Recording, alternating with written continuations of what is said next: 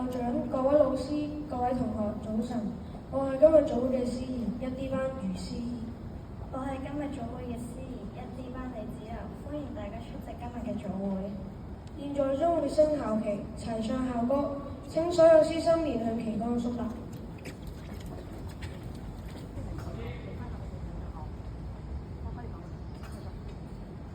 禮成，多謝4A 班以及升旗隊，請所有師生面向組會堂。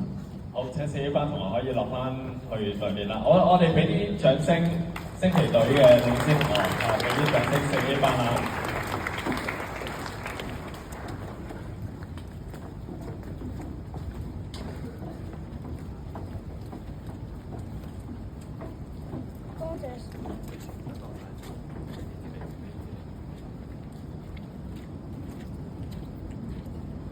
多謝陳力偉副校長及4A 班嘅同學。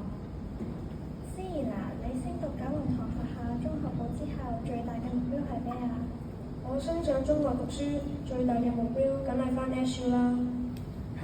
原來我哋學校星期六嘅 SU 班真係咁吸引你？唔好同我講笑啦！其實只要我哋喺考測前用公安站，就唔使上 SU 班㗎啦。哎呀，你誤會咗我啦！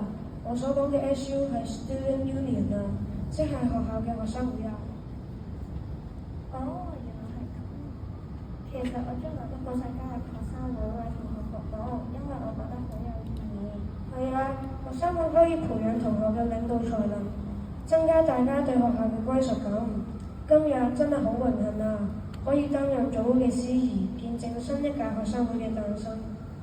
我都有同感，事不宜遲，以下時間交由學生會會長為大家介紹啦。